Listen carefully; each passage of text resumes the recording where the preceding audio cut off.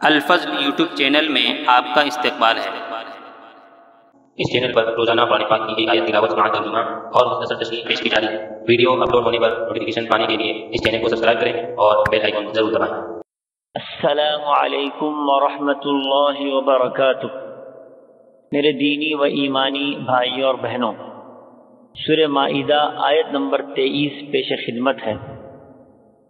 اعوذ باللہ من الشیطان الرجیم۔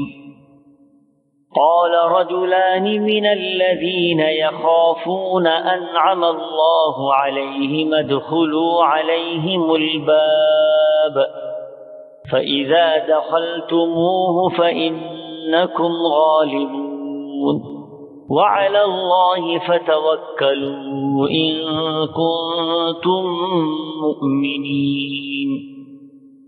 دو شخصوں نے جو خدا ترس لوگوں میں سے تھے، جن پر اللہ تعالیٰ کا فضل تھا، کہا کہ تم ان کے پاس دروازے میں تو پہنچ جاؤ، دروازے میں قدم رکھتے ہی یقیناً تم غالب آ جاؤ گے، اور تم اگر مومن ہو تو تمہیں اللہ تعالیٰ ہی پر بھروسہ رکھنا چاہیے۔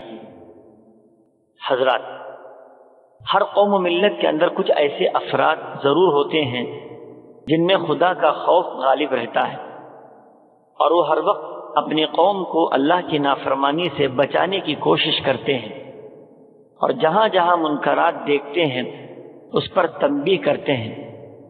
بالکل اسی طرح جب حضرت موسیٰ علیہ السلام کی قوم نے حضرت موسیٰ کو جب یہ جواب دیا کہ اے موسیٰ، وہ قوم بڑی طاقتور ہے، ہمیں ان سے لڑنے کی طاقت نہیں ہے، تو اس وقت اس قوم میں دو افراد ایسے تھے جن پر خدا کا خوف غالب تھا۔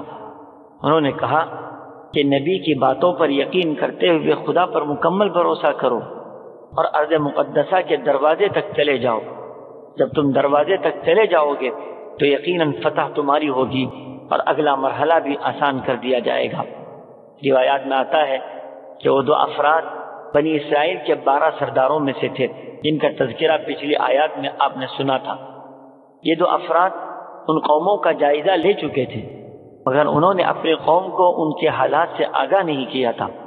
ان دو لوگوں کو اس بات کا بھی پتا تھا کہ یہ لوگ صرف اپنے جسمانی اعتبار سے بڑے طاقتور ہیں، دل کے اعتبار سے انتہائی کچے ہیں، لہذا آپ فکر نہ کریں، آپ جیسے ہی ارض مقدسہ کے دروازے پر داخل ہوں گے ان کے دلوں میں گھبراہٹ طاری ہوگی اور یقیناً تمہیں فتح نصیب ہوگی۔ اسی وجہ سے انہوں نے کہا تھا کہ اگر تمہارے دل میں یقین ہے تو پھر اللہ ہی پر بھروسہ کرو۔ اللہ تعالی ہم سبوں کو خدا کے وعدوں پر مکمل بھروسہ کرنے کی توفیق عطا فرمائے۔ آمین۔ وآخر دعوانا ان الحمد للہ رب العالمین۔